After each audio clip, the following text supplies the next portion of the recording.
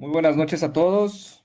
Soy el doctor David Domínguez, médico geriatra, presidente de la Academia de Geriatras del Sureste de México. En esta ocasión, en colaboración con Geriatrims, la Academia Mexicana de Geriatría y por supuesto la Academia de Geriatras del Sureste de México, vamos a organizar el módulo de febrero. Estamos aperturando febrero con las sesiones sobre insuficiencia cardíaca en las personas adultas mayores. En esta ocasión tengo el honor de presentar a un colega y amigo, vocal de investigación de la Academia de Geriatras del Sureste de México, el doctor Darinel Navarro Pineda, médico internista y geriatra, maestro en ciencias y doctorado en ciencias en medicina. Y bueno, sin más preámbulos, los dejo con el doctor Navarro Pineda. Estamos abiertos a todas las participaciones y las preguntas que se puedan ir generando para que esto sea algo bastante dinámico. Muchas gracias, doctor Darinel. Muchas gracias, doctor David Domínguez. Muchas gracias a todos ustedes por la invitación. Pues vamos a presentar un tema bastante interesante, precisamente por las características que se presentan, las características clínicas que tenemos que tener en cuenta nosotros, los médicos geriatras, para tratar y para, sobre todo, diagnosticar oportunamente todo esto, la insuficiencia cardíaca en las personas adultas mayores. Y bueno, viendo, perdón, tantito.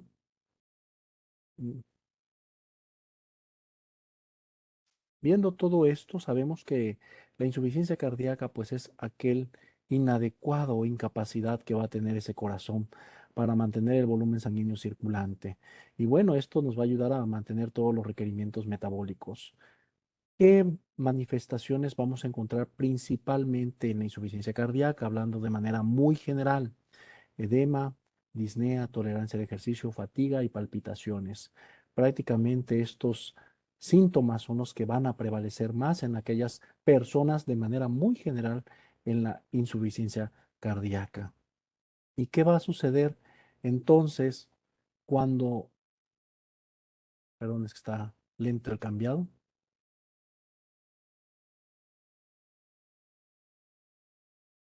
¿Y qué va a suceder entonces como nosotros los geriatras para tratar? Así en la geriatría existen múltiples síndromes geriátricos, también en las diversas enfermedades, en las diversas áreas de la medicina, en las diversas especialidades también existen síndromes, y este es un síndrome, motivo por el cual sabemos de antemano que tenemos que buscar causas, ¿sí? O factores que van a precipitar o predisponer precisamente este síndrome, motivo por el cual tenemos una de las tareas que de nosotros es saber qué es lo que causó, qué es lo que desencadenó esta presencia de la insuficiencia cardíaca. Y vamos a ver ahorita algunas de ellas. Y también como médicos geriatras tenemos que discernir entre si esto es normal, estos cambios que estamos viendo nosotros, o es algo ya anormal que va a tener en el adulto mayor. Sí. Sabemos que este síndrome como tal va a prevalecer, conforme pasa la edad, va a prevalecer más. Es importante, presentando hasta 1 de cada 3 personas después de los 70 años de edad. Va a prevalecer principalmente en personas, en lugares donde existen más condiciones un poquito mejores como tal. Y por eso decimos mejores, porque a veces países de primer mundo son los que precisamente llevan mejores estadísticas y mayores prevalencias de todo esto a comparación de los de países de tercer mundo. Pero bueno, también aquí tenemos que conocer esto, que conforme pasa la edad, también van a afectar un poquito más a las mujeres como tal. Por eso también acá, este es un punto muy importante para valorar en la cardiología a nivel de las mujeres. Tenemos que ver y tratar adecuadamente. Y bueno, ya sabemos que conforme pasa la edad, este va a representar también una mayor prevalencia en la mortalidad de la persona, y la calidad de vida, pues no se diga, ¿sí? Va a haber un deterioro tal cual. Perdón. Ahí está. ¿Qué es lo que vemos en las causas que prevalecen todo esto? Sabemos ahorita actualmente a nivel de del mundo económico que vivimos, pues el síndrome metabólico va a ser uno de los principales razones por la que se va a presentar todo esto. Pero también en algunos países de América Latina, pues sobre todo acá donde radica su servidor en Chiapas, la enfermedad de Chagas, pues no se ha erradicado todo esto y esto pues también a la larga nos va a ocasionar este síndrome como tal. Problemas valvulares congénitos, problemas del parto, ¿sí? Alcoholismo, pues va a presentarse también otras causas como tal. Entonces, todas estas enfermedades transmisibles y no transmisibles pueden prevalecer mucho en toda nuestra población, pero actualmente la que más va a prevalecer en todo esto es el síndrome metabólico. Y de todos ellos, la hipertensión va a ocupar un lugar primordial en en esta enfermedad. Y bueno, en las personas adultas mayores ya hemos comentado hipertensión, uno de ellos, pero también no hay que olvidar la arteriosclerosis, sobre todo en su presentación en la complicación de enfermedad arterial coronaria, ¿sí? Todo el síndrome metabólico que conlleva la diabetes, problemas del metabolismo de los lípidos, complicaciones con enfermedades vasculares, tabaquismo, enfermedades renales, cardiomiopatías, ¿sí? También problemas de arritmias cardíacas como la fibrilación. El hipertiroidismo e inclusive se habla también del hipotiroidismo son raros que presenten fallas como un factor predisponente de este síndrome, enfermedades arteriales, anemia, problemas cardíacos de hipertrofia, disfunciones ventriculares, como tal, valvulopatías también. Entonces, si hablamos que el adulto mayor va a presentar estos problemas cardíacos y aparte algunos otros síndromes que podemos presentar, el síndrome de inmovilidad, que también se ha relacionado también a todo esto, la presencia de disfunción cardíaca, ¿sí?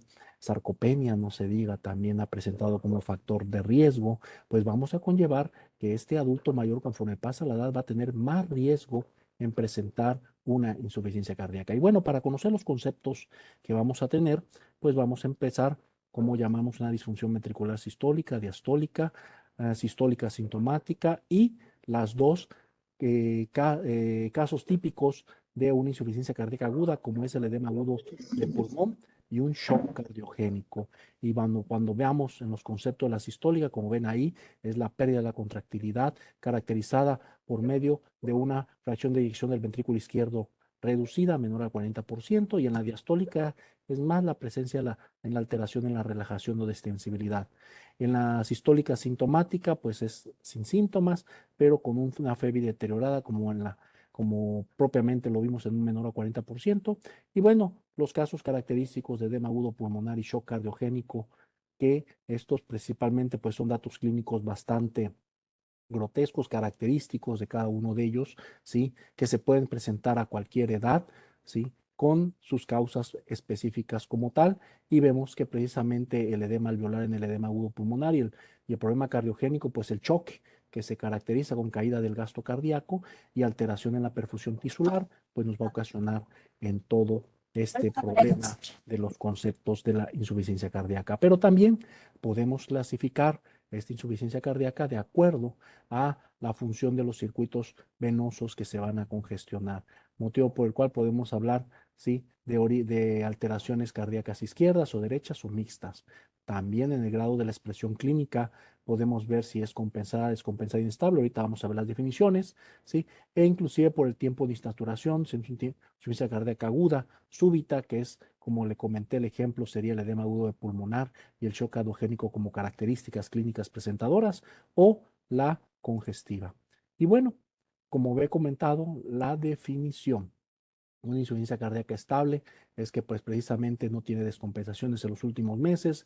La descompensada pues es un deterioro precisamente de una insuficiencia cardíaca crónica o que también nosotros le llamamos agudizada, se agudizó, o una insuficiencia cardíaca inestable, ¿sí? Esta precisamente que a pesar del tratamiento pues no va a ceder como tal y va a causar precisamente por algunas complicaciones que tenemos como datos de bajo gasto, ¿sí?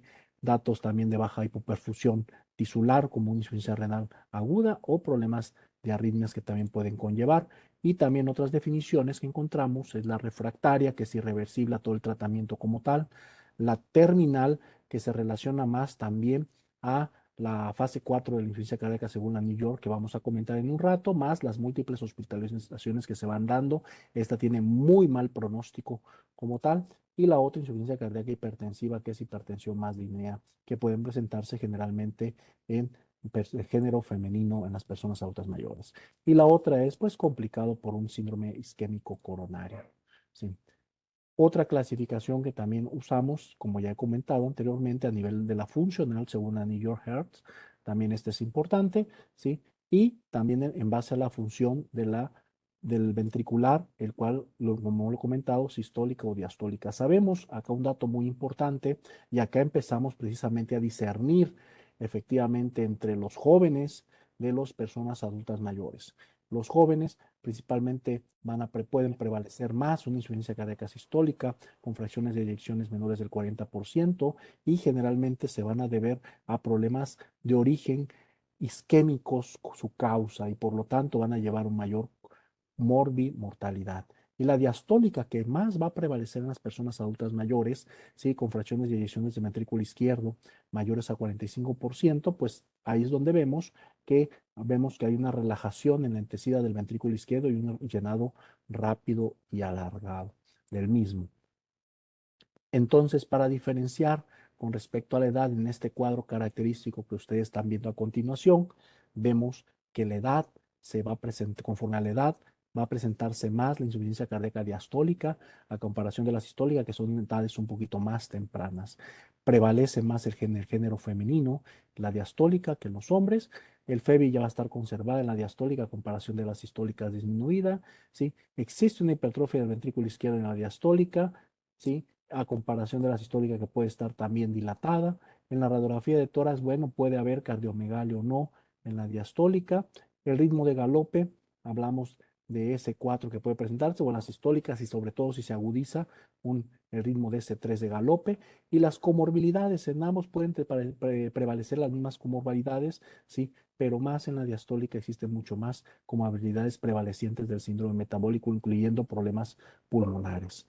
Y en el electro, pues no se diga la hipertrofia del ventrículo izquierdo y datos de isquemia en la sistólica que puede presentarse a nivel electrocardiográfico. Muy bien. Y si lo clasificamos esta insuficiencia cardíaca en base a la New York Heart, pues vemos que precisamente nos basa bastante en las actividades físicas, que eso es prácticamente lo que valoramos, actividades de la vida diaria relacionada a la movilidad de la persona adulta mayor.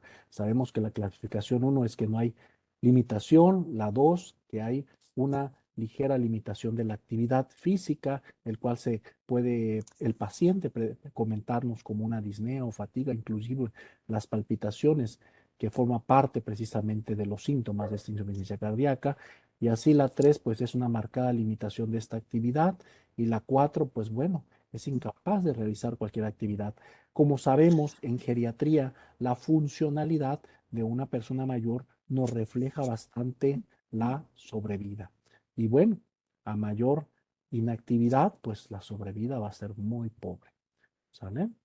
Entonces, Andrea, según también las etapas de la insuficiencia cardíaca, etapas de la insuficiencia cardíaca, según la Academia Americana de Cardiología, la American Heart, lo estadifican en cuatro estadios, ¿sí? El estadio A siempre es un estadio de riesgo que va a tener precisamente esta persona. El B ya es con una cardiopatía estructural, sin todavía presentarse unos síntomas como tal. El C viene siendo ya los síntomas y el D pues ya es una insuficiencia cardíaca refractaria o que ya no se puede, o que requiere una intervención especial. Esto lo clasifican para el tratamiento que posterior van a decirlo más en las próximas ponencias, que no vamos a entrar en estos temas, pero pues también son clasificaciones adecuadas para ofrecerle algo a nuestro adulto mayor.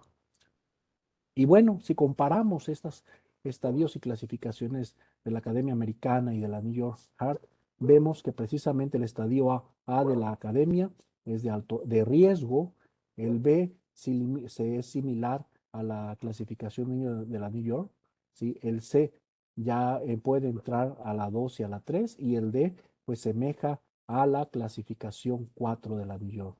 Entonces, todo esto es importante para valorar mucho el pronóstico de nuestra persona y bueno, lo que le podemos ofertar. Y con respecto también a los, si es alguna definición de esta insuficiencia cardíaca en reducida, media y conservada, relacionándolos mucho a estos criterios, a la realización de un ecocardiograma, pues vemos que la fracción reducida siempre va a tener la fracción de expulsión del ventrículo izquierdo menor al 40, la media de entre 40 y 90 y la conservada mayor a 50, siempre y cuando pues vemos también los signos, síntomas y signos que vamos a aparecer que presentan cada una de ellas. Y aparte, podemos tener algunos biomarcadores que pueden tomarse en cuenta para ver, sobre todo en la insuficiencia cardíaca conservada, ¿sí? Para ver efectivamente si esto ha sido datos como tal de una insuficiencia. Ahorita vamos a ver los biomarcadores que vamos a presentar y algunas características que van a tener precisamente en las personas adultas mayores. Entonces, ya vimos y volvemos a recalcar que la insuficiencia cardíaca en jóvenes generalmente prevalece más en el hombre, generalmente por una causa isquémica coronaria, el cual produce una insuficiencia cardíaca de fracción reducida, ¿sí? Y no hay otras enfermedades ni ninguna hipertensión, crecimiento del ventricular izquierdo. Y las personas adultas mayores prevalece un poco más en las mujeres. Generalmente la hipertensión y todo el síndrome metabólico es lo que va a conllevar todo esto. La fracción de inyección va a estar normal y se relaciona, como ya he comentado, con otras enfermedades y no hay hipertrofia del ventrículo izquierdo. Peculiaridades que tenemos que ver en las personas adultas mayores con respecto a la insuficiencia cardíaca. Y esto, aquí es donde nos da el feeling de nosotros los geriatras, que tenemos que discernir adecuadamente si esto es una insuficiencia o esto es parte de un problema que vamos a ver más adelante, diagnósticos diferenciales, problemas pulmonares, ¿sí? Problemas hepáticos, COVID, inclusive que sabemos que el COVID produce insuficiencia cardíaca aguda. Entonces, vemos que estas manifestaciones van a ser muy complejas debido al proceso de envejecimiento que va a conllevar. ¿Sí? Los mecanismos que compensan esa insuficiencia mucho más alterados, como dice ahí. Por lo tanto, la complejidad que radica acá va a ser bastante pues, común en estos aspectos, hace que el geriatra precisamente sea un investigador bastante minucioso para detectar todas estas, este tipo de síndrome, insuficiencia cardíaca.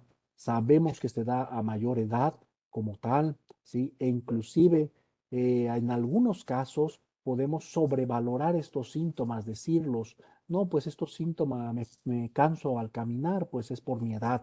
Y es lo que me dicen mucho los pacientes. No es que ya estoy grande, después del COVID ya quedé mucho más cansado, doctor, pues es normal, a lo mejor ya me tenía que pasar o la vida también. Entonces, muchas veces si no tenemos como la mayoría de los síndromes geriátricos, si no tenemos una sospecha, si no lo sospechamos nosotros este síndrome también, no hacemos pruebas diagnósticas y como tal no damos un tratamiento. Por eso tenemos que tener en marcha precisamente hacer estudios de laboratorio y gabinete para que precisamente diagnosticamos oportunamente todo esto y empleamos una terapéutica. Aquí yo preguntaría a cuántos pacientes de nosotros hacemos un ecocardiograma transtorácico, que es muy fácil realizar por parte de los compañeros cardiólogos. Entonces, esto es precisamente, también nos ayuda en base a las sospechas que estamos comentando, a hacer precisamente estos estudios y a detectarlos adecuadamente. Y otra cosa, no hay que olvidar la polifarmacia o los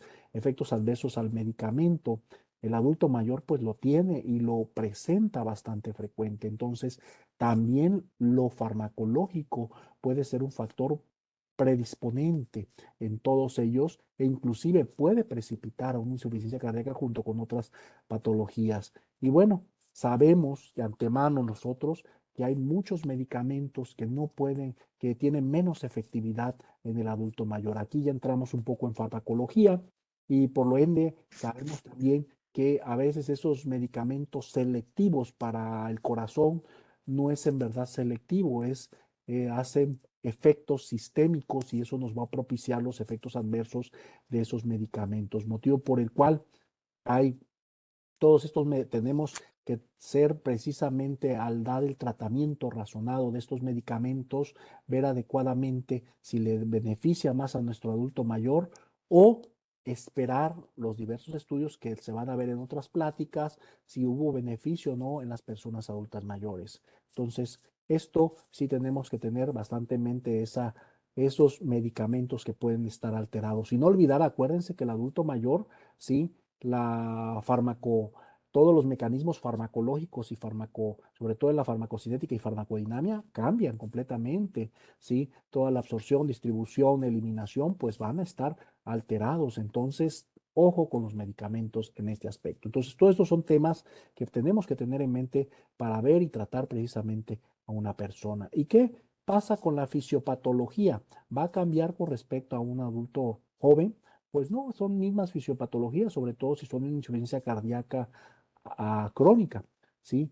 De larga evolución. Entonces, a nivel de la función ventricular, todo ese volumen sanguíneo va a estar alterado, altera la precarga y poscarga, como vamos a ver, la contractilidad y el gasto cardíaco per se, el cual influyen precisamente otros mediadores como los neurohormonales, el sistema nervioso simpático y otras sustancias vasoactivas, ¿sí? E inclusive aquellas citocinas proinflamatorias que también puede estar inmiscuido a todo esto. Y esto pues desde ya tiempo atrás se ha descrito todo ese mecanismo que va de la fisiopatogenia, que va a estar inmiscuido cuando una persona ya está cayendo en una insuficiencia cardíaca, cómo aumenta la poscarga, aumenta la precarga, nos da más lesión miocárdica, mayor hipertrofia, y es un círculo vicioso que está teniendo todo esto.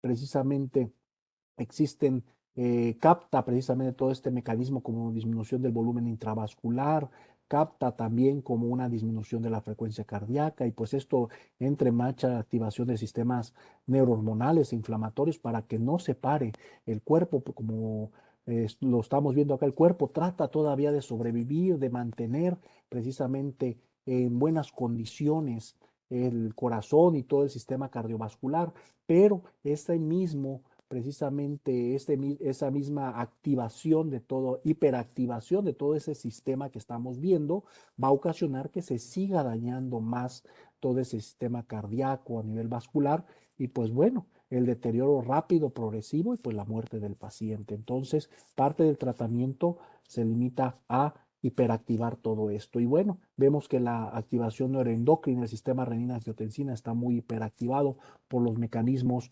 volumétricos que van a presentarse, toda esta activación que va a encontrar por la disminución de la perfusión renal que va a tener, pues va a activar todo este sistema, ¿sí? Lo va a encontrar incrementado. Los péptidos natriuréticos, pues no se digan, van a también estar precisamente aumentados, sobre todo en fases agudas o agudizadas, los vamos a encontrar. Y esto nos va a ayudar también a discernir entre un problema cardíaco o un problema pulmonar que pueda tener una persona, este biomarcador, ¿sí? El factor natriurético auricular beta, sobre todo. Y hay que tener mucho cuidado porque, pues sí, en algunos adultos mayores pueden encontrarse elevados por toda la dinámica, por todas las causas que nosotros podemos tener. Y eso significa, pues también que existe ese daño a nivel cardíaco. Y por lo tanto, si le encontramos elevado, pues puede ser un marcador de mal pronóstico en la mortalidad. ¿Sale? Entonces, todo esto nos apoya y nos ayuda bastante al diagnóstico, cosa que tenemos que tener en marcha. Inclusive es lo que veíamos con muchos síndromes como tal, geriátricos, que tenemos que tener en marcha con los estudios de laboratorio y gabinete para diagnosticar o inclusive para discernir las causas que va teniendo nuestro paciente. Bueno, creo que ahora sí.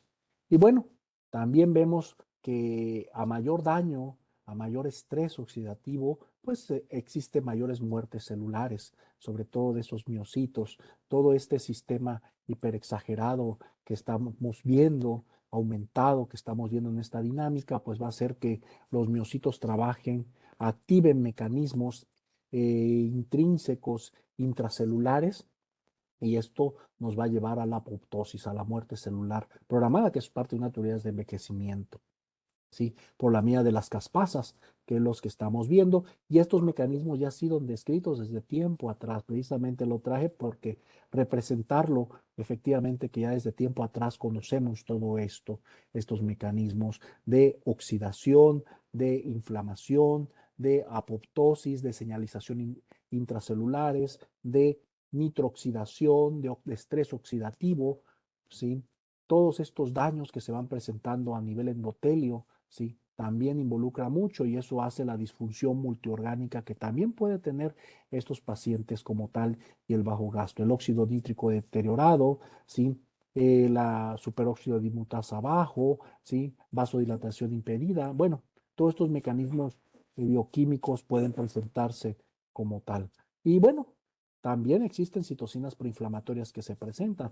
Por ejemplo, el factor de necrosis tumoral alfa puede estar precisamente incrementado en todo este sistema por medio de mecanismos neurohormonales y pues nos va a deteriorar más los miocitos, ¿sí? El óxido nítrico alterado, ¿sí? Y bueno, no hay bastante antioxidantes adecuados para toda esta respuesta oxidante y nitrooxidante que se va a dar, llevando a la vía de las caspasas que se activen y muerte celular o apoptosis. Y en general, pues a nivel hemodinámico, esto es lo que vamos a ver precisamente en todo esto. Aumentar la frecuencia cardíaca, las palpitaciones, el tono venoso, el edema, ¿sí? Vasoconstricción arteriolar que va a presentarse por todo ese sistema renina, angiotensina, aldosterona que se va a presentar, mayor cantidad de líquido, mayor cantidad de volumen sistólico por la reabsorción de sodio y agua libre. Y bueno, todo esto nos va a llevar que al final de cuentas sea una paciente con en sus fases finales congestivo, con edemas como tal, simulando a una insuficiencia cardíaca diastólica. Por lo tanto, aquí los signos y síntomas de esta insuficiencia cardíaca va a ser un poquito difícil discernirlo si es propio de la insuficiencia o de otras enfermedades, por todo lo que acabamos de comentar, sus múltiples causas, sí, también precisamente por las comorbilidades que conllevan. Sabemos muy bien que hay síntomas clásicos, pero en los estadios avanzados de la insuficiencia cardíaca. Pero cuando es algo leve o moderado, es muy difícil de discernir si es o no una insuficiencia cardíaca, como está, como estamos viendo ustedes acá, presentándose. Y bueno, todo el mundo conocemos precisamente esta tablita de signos y síntomas típicos y menos típicos de la insuficiencia cardíaca. Pues es muy práctico, muy bonito. En medicina interna me lo enseñaba, lo aprendí muy bien, qué características tenían, pero bueno, sabemos que acá lo que más nos importa a los geriatras, que existen algunos puntos que nosotros tenemos que ver como tal, como la presentación atípica de esta enfermedad, como es el delirium. Si de repente el paciente estaba bien y empezó a hacer delirium, pues puede ser datos de una insuficiencia cardíaca que se esté descompensando, ¿sí? O que esté irritable, con insomnio, ¿sí? Y estos puntos que ustedes ven, estos tres puntos que ven acá, es el daño al órgano blanco que es el cerebro. El cerebro en el adulto mayor es primordial, donde se dañan casi todas las alteraciones que nosotros encontramos a nivel de nuestro cuerpo. También la pérdida de apetito, la plenitud postprandial, por precisamente mucho tiene que ver acá por la misma arritmia que puede generar o por la sobrecarga hídrica de los órganos que van a tener, el estómago, toda la circulación portal, el hígado, el vaso, ¿sí? Aparte, la tos seca puede conllevar precisamente también a la hipertensión arterial, ¿sí? Pulmonar e inclusive por datos de bajo gasto como la oliguria en el día y la nicturia por la noche. Pues miren, todas estas presentaciones atípicas no se ven encontradas como ustedes ven en los signos y síntomas característicos. Estos datos principalmente nos hacen sospechar como tal en todo esto, pero acuérdense que en los síndromes geriátricos también se pueden presentar muchas cosas de todos estos síntomas. Por eso nosotros aquí en la geriatría tenemos que tener a la mano no solamente la clínica, los signos, sino también los estudios de laboratorio. Y bueno, para refrescar un poquito más los signos de insuficiencia cardíaca sistólica, pues vienen siendo todos aquellos datos de hipoperfusión, datos de bajo gasto que vamos a conllevar como tal, inclusive el soplo de galope, el S3, que puede conllevar en todo esto. Entonces, Todos estos datos que vamos a tener va a conllevar este paciente que también, por lo mismo, datos de bajo gasto nos conlleva perfusión y sarcopenia que los puedan tener, ¿sí? Insuficiencias arteriales que puedan conllevar como tal. Entonces, pues, estos datos que conllevan, tenemos que diferenciarlos de la diastólica, que también en su fase final la diastólica se hace muy presente, que estos son los datos clínicos de retención, ¿sí? De la hepatomegalia, de la citis, del edema de las extremidades inferiores, ¿sí? De la sarcopenia que también van a llevar en todo esto, inestabilidad a la marcha, por lo tanto, dolor de extremidades inferiores, ¿sí? Disestesias, que es lo que podemos llegar. Y bueno, aquí, como todo, hacer diagnósticos diferenciales también de cada uno de ellos, porque en la consulta nos puede venir el paciente, doctor, tengo datos de edema de extremidades inferiores, ¿qué puede ser?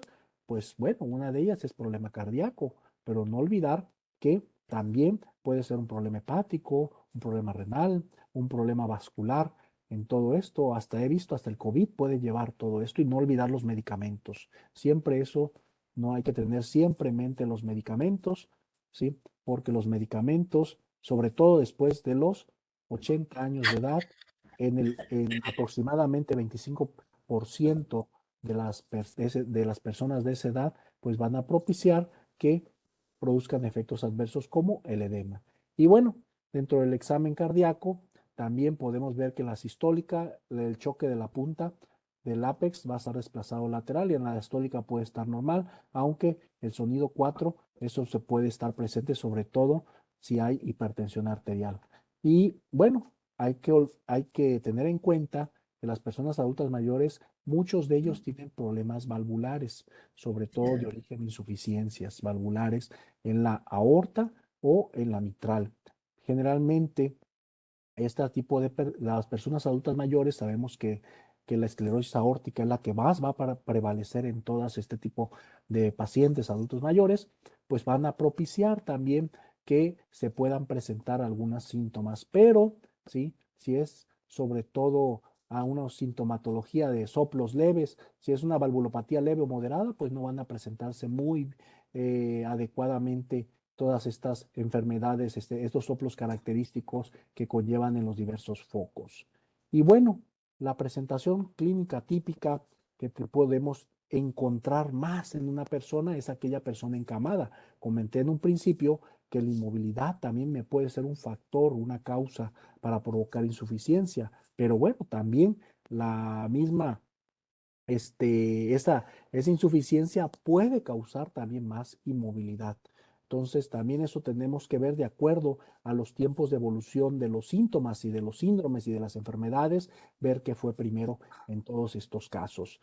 Otro paciente atípico, paciente con demencia, que no nos puede decir que tiene palpitación, que tiene falta de aire, que nada más empieza a hacer delirium, ¿sí? Pues ahí estamos nosotros los geriatras, pues para discernir todo esto, ¿sí? E inicia precisamente, inicio brusco con algún síndrome como tal, algún deterioro de las actividades de la vida diaria, ¿sí? Caídas, inmovilidades, incontinencias, pues bueno, pueden ser precisamente datos de una insuficiencia cardíaca o debutar precisamente con aquellos cuadros neumónicos, ¿sí? Pues también pueden propiciar a esta insuficiencia cardíaca o ser parte de esta insuficiencia cardíaca en las personas adultas mayores, ¿sí? ¿Y qué es lo que tenemos que hacer para el diagnóstico? ¿Sí? Siempre hacer la valoración, la historia clínica geriátrica es muy importante. Sabemos que hay una dificultad en que el paciente a veces nos diga qué síntomas padece o en la recogida de los signos, sobre todo si no se mueve. Saber que también todo esto puede conllevar una vida sedentaria. Esto precisamente nos va sobre todo en la inmovilidad, va a hacer que pues no podamos detectar algunas cosas, algunos signos adecuadamente. La localización atípica de las enfermedades, sí, ese dolor muy atípico precordial, aparte todo ese problema, otros síndromes allegados, sí. Y no hay que olvidar también los criterios de Framingham, sí, para la insuficiencia cardíaca que podemos a ver a continuación. Sí. Bueno, hablamos ahorita antes del diagnóstico como tal de la insuficiencia cardíaca, siempre va a ser aquí clínico, acuérdense, sospecha, eso es lo más importante, y buscar causas, orígenes, qué me lo descontroló, estaba muy bien, y de repente pum, recayó con los síntomas que yo estoy teniendo. Entonces, eso es importante, lo sospechando. También aparte tenemos que ver, ¿sí? Y echar a la mano todos esos estudios paraclínicos que podemos tener, desde una radiografía que podemos tener en cualquier lugar, ¿sí? Vemos el índice cardiotorácico que puede presentarse, ¿sí? Vemos datos de hipertensión venopulmonar que también puede llevar, ¿sí? Eso puede ser algo bastante importante para detectarlo, ¿sí?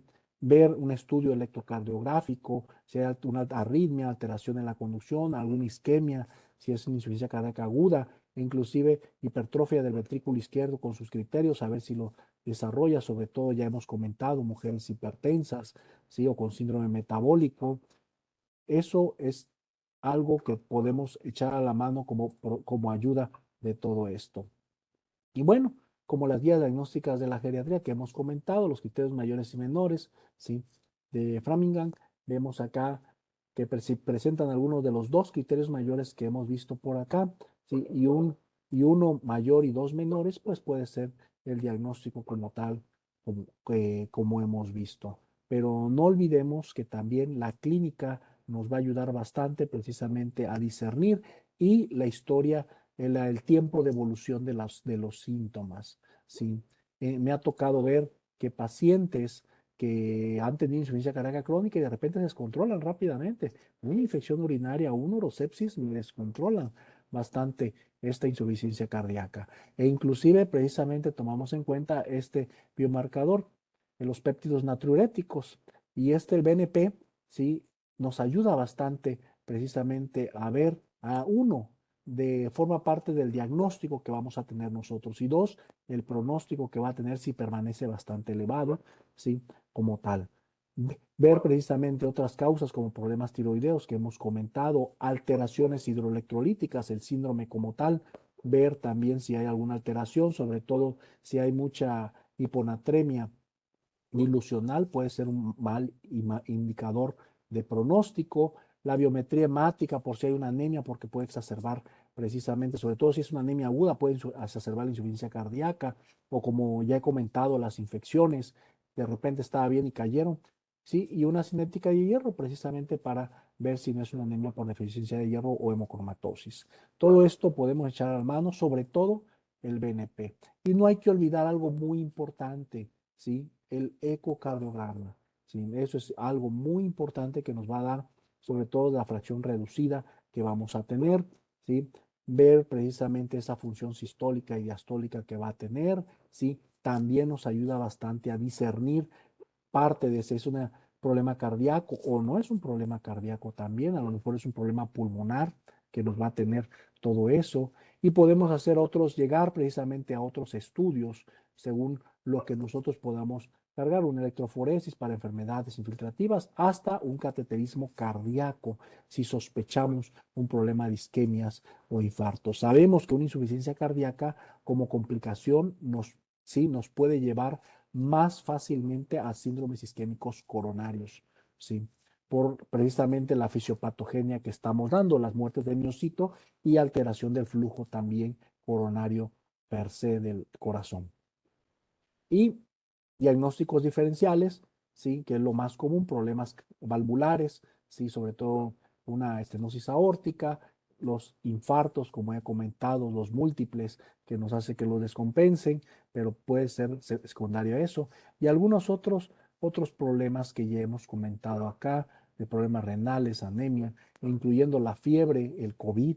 El COVID en estos casos sí me ha aparecido bastante datos de una insuficiencia cardíaca aguda. Sí, entonces todos estos datos tenemos que ver precisamente y diferenciar si nos propicia todo esto o es debido a estas enfermedades.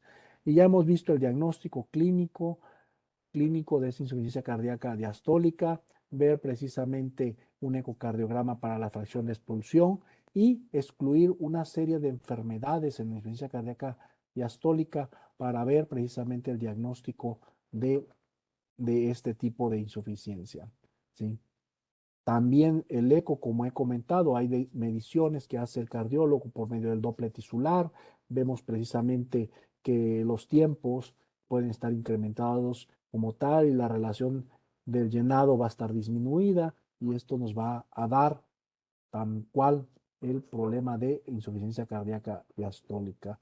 Y bueno, saberlo que también todo esto es por hipertensión, isquemia como tal, ¿sí?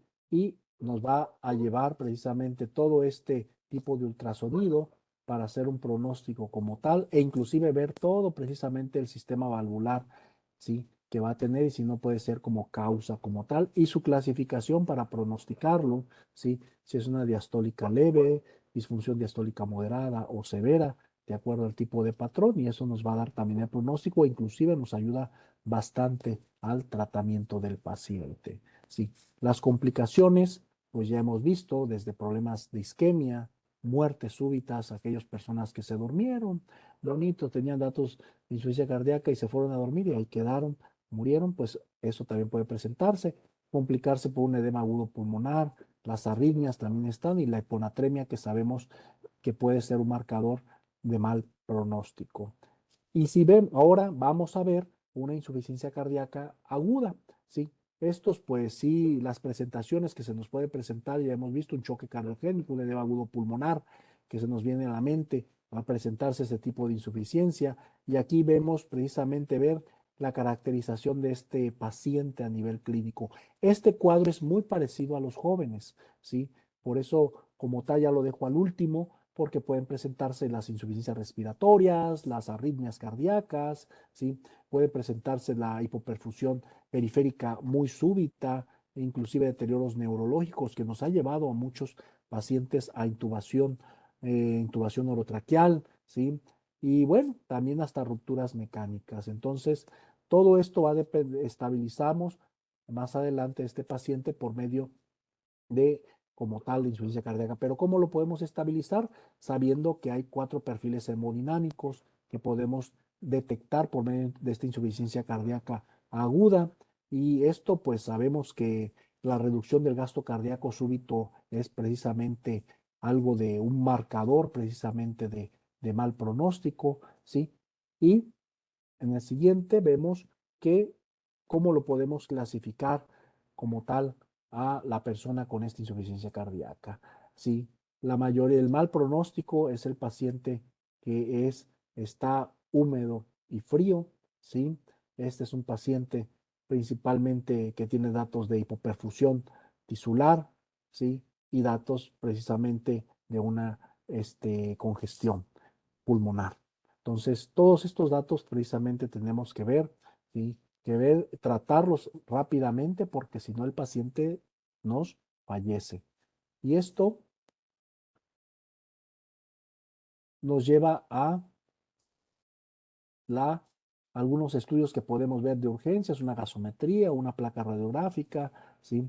E inclusive causas como un ecocardiograma, si lo ahí a la mano, ¿sí? Y buscar precisamente esas causas agudas. Generalmente he comentado, son síndrome coronario agudo que nos puede conllevar, COVID también nos ha conllevado actualmente en todo esto, ¿sí? Rupturas valvulares también nos ha comentado esto paciente. Entonces, estos datos tenemos que tener en mente. Y por último, para concluir, ¿sí? Esto, pues, a conforme sabemos que la esperanza de vida se incrementa aún más, por lo tanto, este síndrome cardíaco, pues, va a ser más presente en nuestra población. Y también por el envejecimiento, la esperanza de vida se ha incrementado, ¿sí? También lo podemos encontrar y sabemos toda esa dinámica de enfermedades sistémicas, de medicamentos variados que han salido, tenemos que pues también saber que todo esto nos va a conllevar a un tratamiento multidisciplinario como tal. Pues bueno, esperemos que hayan, les he dado información de qué es lo que puede pasar en esta característica como tal de este síndrome, para que pues nosotros tenemos que saber efectivamente detectar. Lo importante acá es que nosotros, como en los síndromes geriátricos, tener la sospecha. de que está sucediendo esto para precisamente hacer el protocolo que esto va a conllevar. Bueno, muchas gracias por la invitación y ahí estamos a la orden.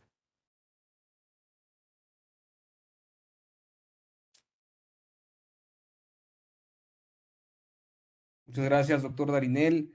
Sobra decir que fue una presentación excelente, muy, muy concisa, todo lo que tenemos que saber, identificar y monitorear en una persona mayor.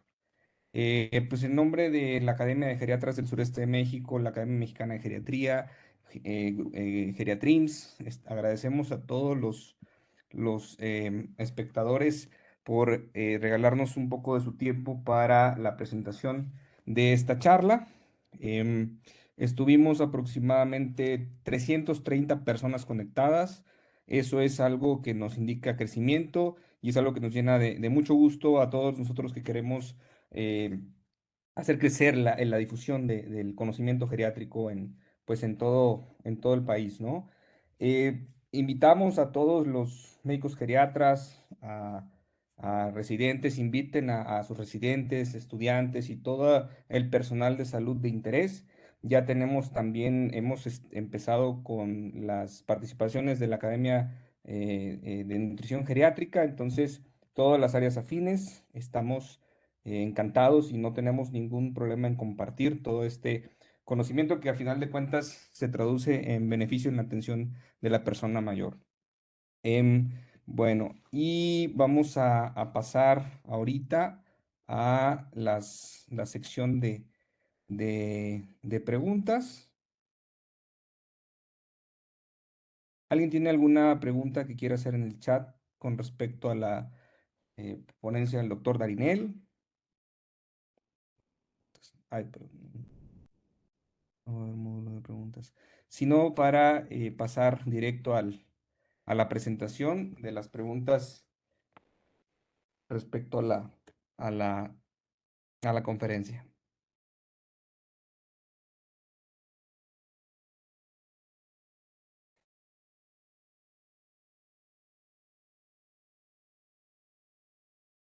Ah, perdón, aquí hay una pregunta. Mm, Dos, doctor Daniel, ¿cuál es su opinión sobre el uso de sacubitrilo valsartán en pacientes frágiles? Bueno, creo que es de la ponencia que sigue más adelante, pues es muy interesante. Siempre yo he dicho ante cualquier medicamento, yo sé que la industria farmacéutica va a decir, mire, este es bueno, se ha reportado muy bien, ¿sí? Ha dado muy buenos estudios, muy buenos resultados, ¿sí? Uno, hay que ver qué tantos resultados ha habido en adultos mayores. Yo sé si son medicamentos novedosos, no hay tanta información. Entonces, bueno, ahí desde ahí tenemos que precisamente esperar tantito. Dos, cualquier medicamento que se dé, siempre hay que ver su riesgo-beneficio, ¿sí? Siempre, siempre lo he dicho y siempre lo diré. Si yo sé que estos pacientes pueden mejorar precisamente la sobrevida de las personas, pues bueno, podemos quizás darlo en geriatría a dosis muy bajas, aunque, vuelvo a insistir, aquí a nivel de fragilidad, tenemos que ver mucho más los riesgos que conlleva, ver precisamente esa valoración integral del adulto mayor y si no hay, no hay estudios que vemos en este tipo de población y dos, vemos que este paciente no va a tolerar un terapéutica, porque el frágil no solamente no tolera este, sino no tolera muchos medicamentos, como la espironolactona, que es parte del tratamiento fundamental.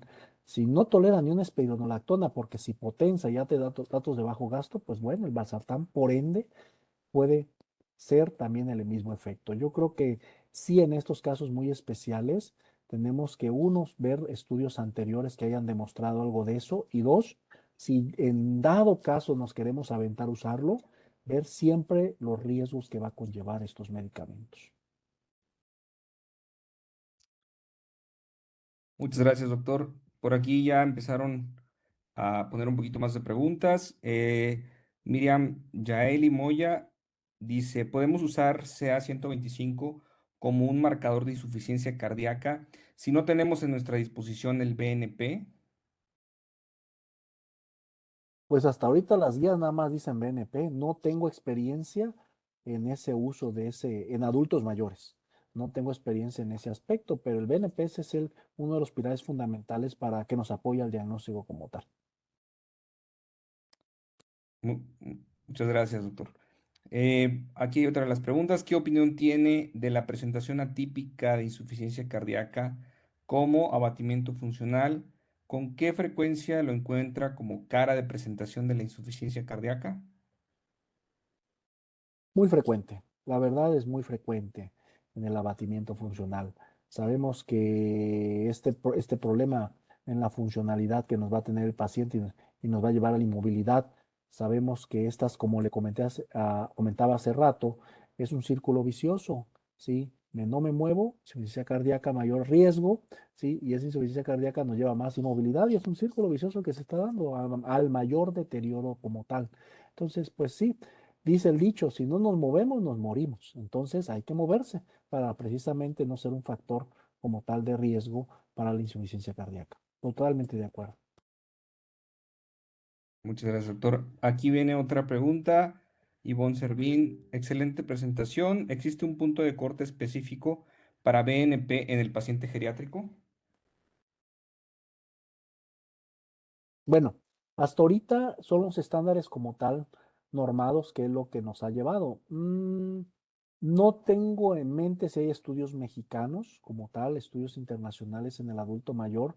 Hay algunos rangos, precisamente hemos comentado que en pacientes, y sobre todo hemos visto ahorita aquí el COVID nos ha dado bastante enseñanza en adultos mayores, que los pacientes empiezan a hacer una descompensación leve y nos va a llevar un incremento muy leve de este mismo BNP, pero eso no significa que cayeron en algo agudo.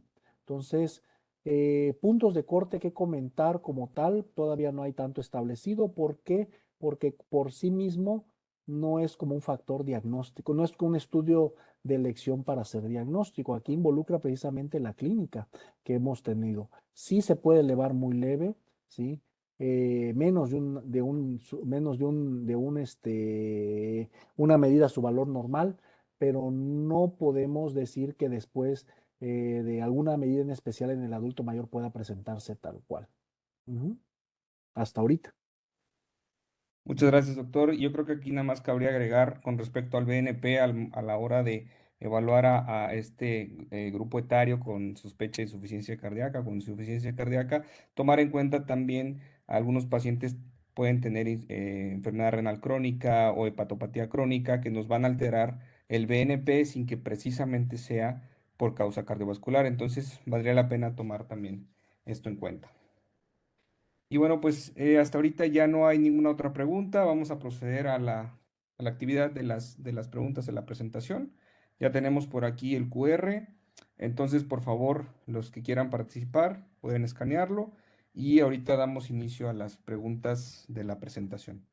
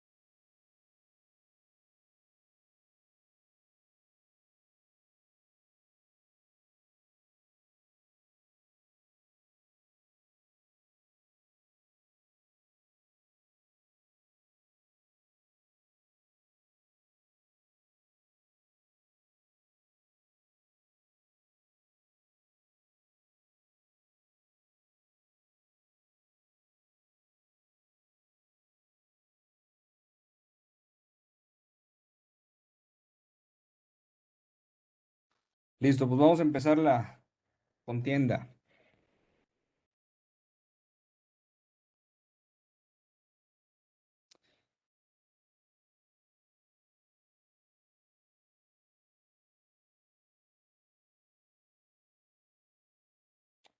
Principal presentación de insuficiencia cardíaca en la persona adulta mayor.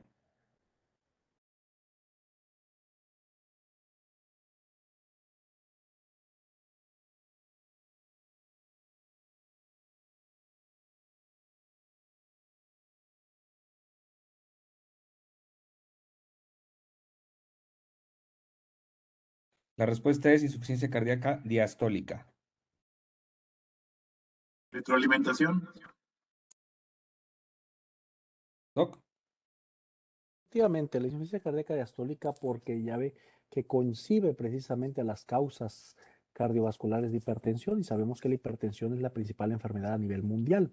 Sí, se va a presentar precisamente más en mujeres. Esto es lo que habíamos comentado. Mucho tiene que ver porque la sobrevida también de estas mismas y sobre todo, le comenté algo, parte muy importante, el corazón de la mujer tiene características muy especiales posteriormente a la menopausia. Sí, esto va a conllevar que la insuficiencia cardíaca diastólica prevalezca más en las personas adultas mayores a comparación de las demás. muchas gracias, doctor. Vamos a ver.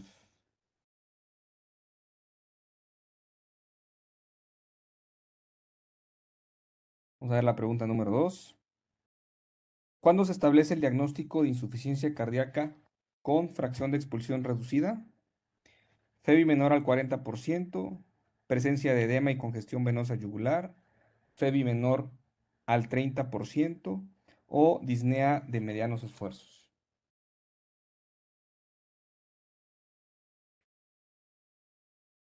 La respuesta correcta, la fracción de expulsión del ventrículo izquierdo menor al 40%. ¿Alguna retroalimentación, doctor? Excelente, precisamente es lo que queríamos saber, que tenemos que tener a la marcha en mente la realización de un ecocardiograma transtorácico y esto precisamente nos ven las fracciones de eyecciones reducidas menor a esto y sabemos que también el pronóstico que se puede conllevar, pues bueno, también es bastante grave si se empieza a disminuir más esta fracción. Ujú.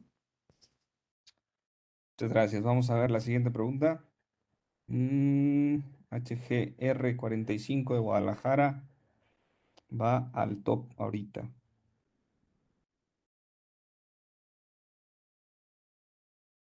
Muy bien, vamos a ver la pregunta número 3. ¿Cuál es la principal causa de insuficiencia cardíaca aguda? Tromboembolia pulmonar, infecciones, disección aórtica o síndrome coronario agudo.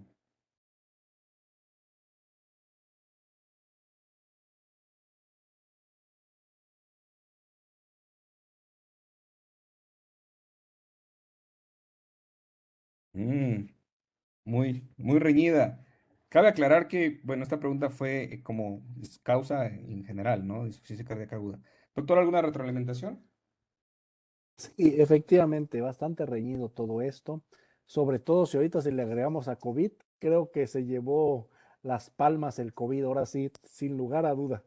Pero pues sí, ya, si no hubiera COVID, el síndrome, tal como dice textual en los libros, el síndrome de coronario agudo prevalece, pero ahorita con el COVID, sin palabras, el COVID.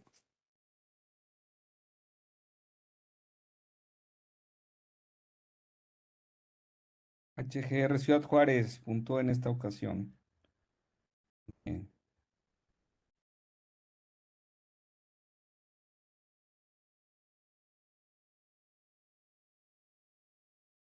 ¿Cuáles son los principales síntomas que presentan las personas adultas mayores con insuficiencia cardíaca? Inciso A, anorexia, tos seca, oliguria diurna y nicturia. Inciso B, irritabilidad, insomnio, delirium. C, plenitud postprandial, delirium, insomnio. O disnea, palpitaciones y mareo. También algo complicada, ¿eh?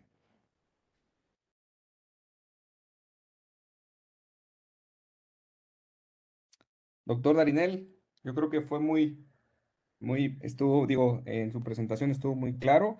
Igual, pues puede haber ahí algo de, de combinación de síntomas. ¿Qué, qué retroalimentación nos tiene? Precisamente como el título habla de este síndrome, es una presentación clínica muy atípica. Uno, sí estoy totalmente de acuerdo que el paciente cuando empiece a descontrolar esa insuficiencia cardíaca, empiece con problemas cerebrales. Delirium es uno de ellos. Empieza a estar mayor somnoliento el paciente, ¿sí? Empieza a estar mayor irritable como tal. Pero también todos esos datos de anorexia, todos datos de bajo gasto también se pueden presentar, ¿sí? En general, la disnea, palpitaciones, mareo, pues sí es más, pero más en jóvenes. Lo vamos a presentar un poco más agudo. Pero en los adultos mayores, recordemos, el cerebro es el órgano de choque principalmente que ocurre en todas las personas adultas mayores, incluyendo precisamente esa pérdida del apetito que puede conllevar y como tal. Entonces, yo acá agregaría la anorexia, tos seca, oliguria diurna y micturia y la irritabilidad con, puede haber insomnio o inclusive somnolencia y delirio. Muchas gracias. Aquí le fue punto MB y luego Ciudad Juárez. Perfecto. Vámonos por la última pregunta. ¿Qué dato en el electrocardiograma es sugestivo de sobrecarga sistólica del ventrículo izquierdo en un paciente con sospecha de insuficiencia cardíaca? Inciso A, ondas T negativas de B1 a B3. Inciso B, elevación del punto J mayor a 0.1 milivolt de 2 de 3 a BF. Desnivel negativo del punto J o morfología RSR'.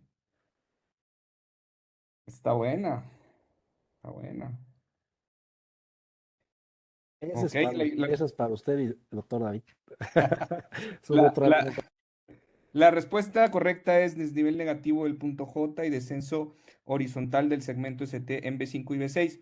Efectivamente, aquí como el doctor Darinel mencionaba, buscar datos específicos en el electrocardiograma, pues este es un dato de sobrecarga. Ese es un dato de sobrecarga que es muy frecuente ver en un paciente con ya una fracción de expulsión reducida, una insuficiencia cardíaca sistólica y los pacientes que también tienen hipertensión de larga evolución, sobre todo mal controlada, es un signo muy característico en el electrocardiograma que tenemos que ir a buscar. Ondas T negativas de B1 a B3, bueno, podrían ser dos factores, una isquemia subepicárdica en derivaciones que exploran epicardio derecho o también sobrecarga de cavidades derechas. La elevación del punto J mayor a punto 1 nos está hablando de un infarto o un síndrome coronario agudo con elevación del ST en cara inferior. Y bueno, la morfología RSR' en B1, B2, entre otras características, pues es un bloqueo de rama derecha.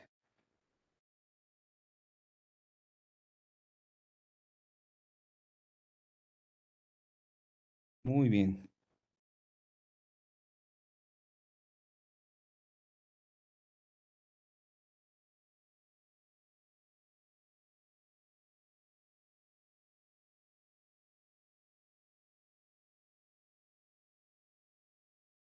Pues muchas gracias a todos por su participación, por su atención y estamos entonces preparados para la siguiente ponencia, que es el día jueves, igual con participación de la GESEM, con la doctora Tamara